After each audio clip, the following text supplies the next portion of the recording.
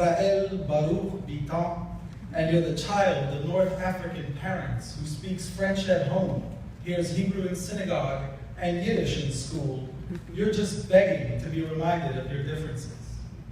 My earliest recollection of such an instance was the first day back at school after the high holidays, because it meant my classmates would be talking about their shul experiences at the famed 770 Eastern Parkway, Chabad World Headquarters, where eager crowds of Rebbe enthusiasts clamored for positions to ogle and absorb the sight and sound of the Lubavitcher Rebbe.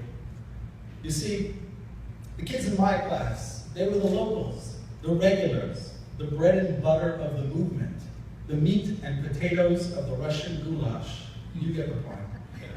Their families could trace their lineage back hundreds of years as part of the same movement in Russia.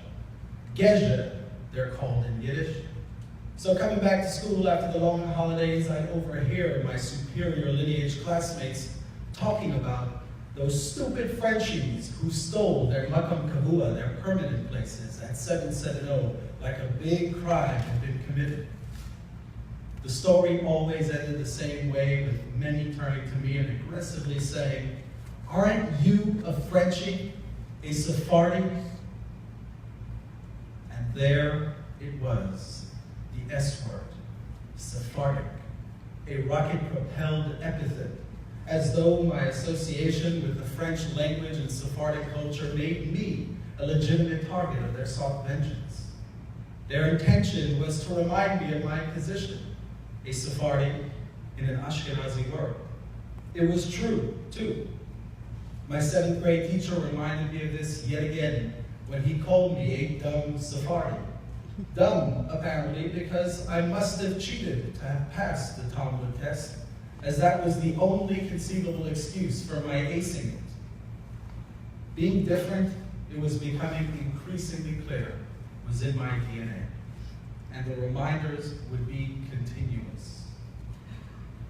I thought that once I'd escaped the limited confines of my school social structure, surely then I'd find my place among the masses and blend in seamlessly. Right. Except with a name like Israel Baruch, I usually have to spend the first few moments of any new exchange by trying to help people say my name without swallowing their tongues. Is that Israel, Yisrael, Baruch, Baruch? For my black childhood friends who I played ball in the yard with, "Yo, broccoli!" was enough to get my attention. There was no escaping who I was. The reminders were everywhere. My name, my face, my accent. People are still not sure where it's from, but they know with certitude the boat my immigrant parents arrived at the shores of America on sure as hell wasn't the Mayflower. Oh, how I envied the Johns and the Joes, the Chads and the Chucks. Their names were so easy to say, and if they were white and light-haired, everyone just assumed they belonged. At the very least, why couldn't I have my older brother's name, David? David is the best Jewish name on the planet. It's so Jewy and easily pronounceable.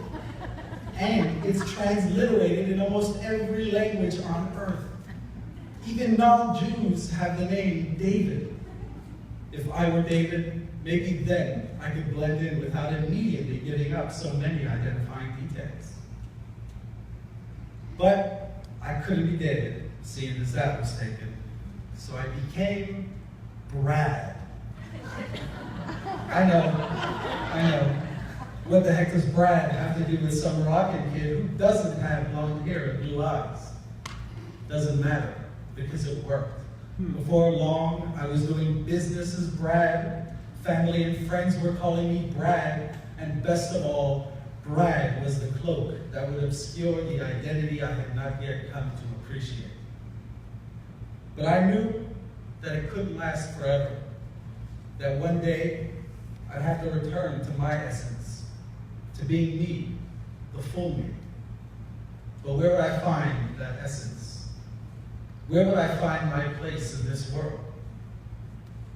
Everywhere I sought myself, I found the same thing. I could fit in anywhere, but essentially belonged nowhere. By the Ashkenazim, I'm a Schwarzer. By my fellow Sephardic compatriots, I'm Ashkenazed by virtue of growing up in the Crown Heights Hasidic shtetl. To Americans, I'll always be the son of immigrants, and to the world, I'm just another snotty American. Now it's true that I'm a Sephardic, fils de Français, Marocain, Americain, son of a famous French rock and roll drummer turned Baal Teshuva, Hasidic educated, Rebbe intoxicated, gefilte fish eating, Yiddish speaking, tough to pronounce, Jew named, and the sixth of 12 children, who obviously doesn't suffer from middle child syndrome. But these identifiers exist only to reveal the clues of my soul, so that I may discover my essence and the knowledge that its source is in a place where all definitions stand for naught. At present, I'm no longer searching for my place in the world, having found it in the solitude I share with the rest of humanity. As for my name, I go by Israel these days. It's easier for people to pronounce, but now I'm the cause of political arguments everywhere I go.